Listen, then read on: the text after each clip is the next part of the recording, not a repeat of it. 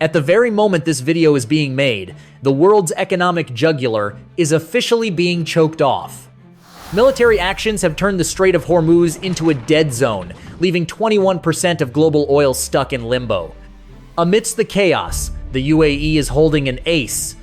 Years ago, they quietly poured $4.2 billion into a high-stakes backup plan, a massive engineering fire escape designed for this exact moment.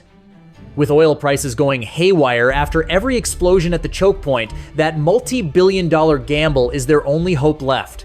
But is this ironclad backup actually enough to save them, or was it already too late before they even started? To understand why the UAE took such a massive risk, you have to look at the map. It is a cruel geopolitical irony. Despite having a coast that opens to the world, the UAE's entire economic lifeblood remains hostage to a single narrow bottleneck.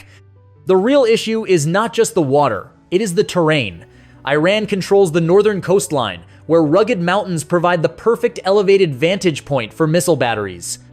This creates a massive power imbalance. UAE tankers must move slowly through predictable sea lanes, while the high ground allows hidden launchers to remain locked and loaded, completely out of sight.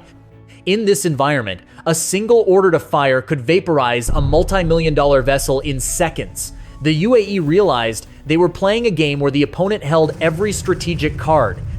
That is exactly why they made a historic call. Stop betting their future on the water and start sinking billions into the desert sands. To escape that geographic trap, the UAE executed a brutal engineering miracle, a 48-inch steel snake stretching 220 miles through the most hostile environments on Earth. This is the Abu Dhabi crude oil pipeline, better known as ADCOP, a $4.2 billion system that began operations in June 2012, connecting the Habshan oil fields directly to the port of Fujairah. The construction was a war against nature itself.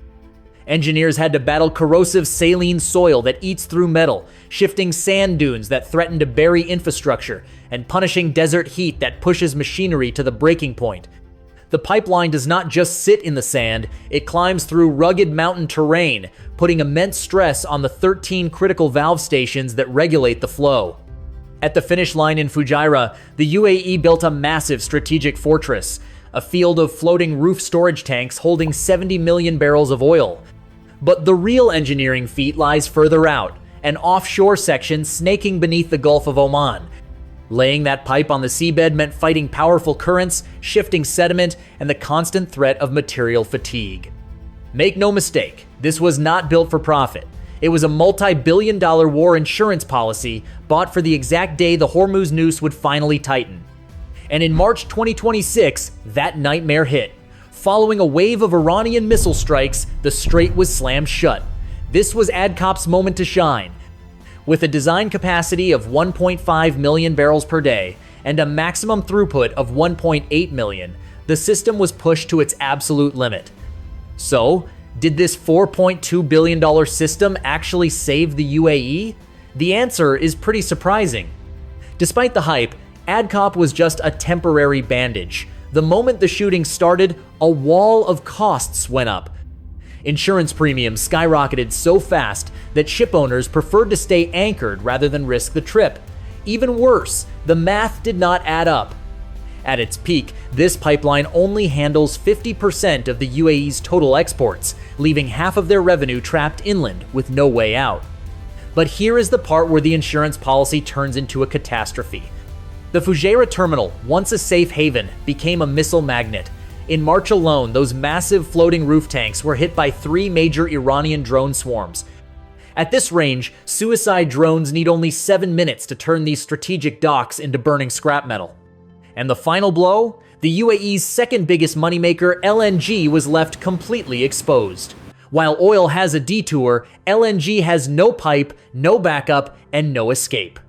It is still forced to sail straight into the lion's den, completely defenseless. But what if I told you a railway project ended up being the hero?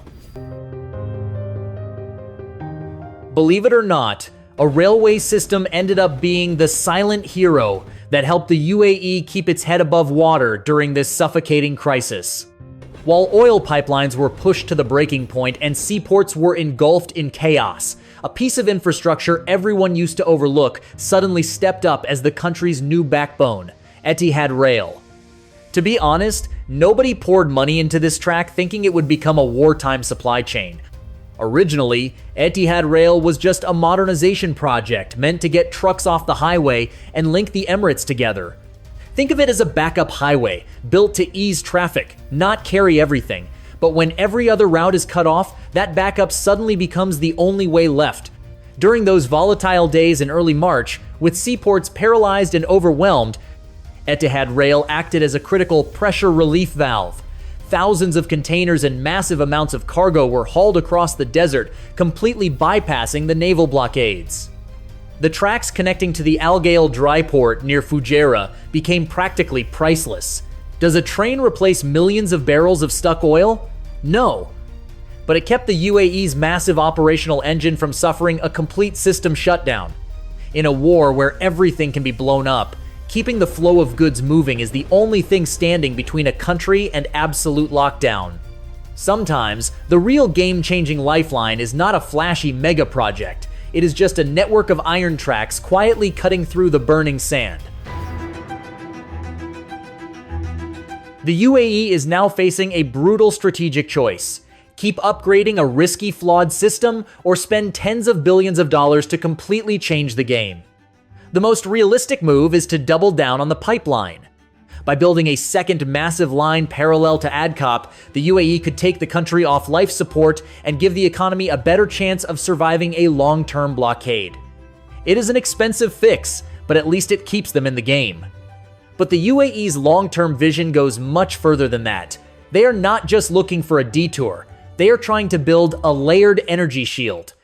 First, there is the super pipeline idea, cutting through Oman to move oil straight to the Indian Ocean, far beyond the reach of attacks near Hormuz. At the same time, Etihad Rail is being expanded into a regional logistics backbone tied into Saudi Arabia, turning Gulf trade into something less dependent on vulnerable sea lanes.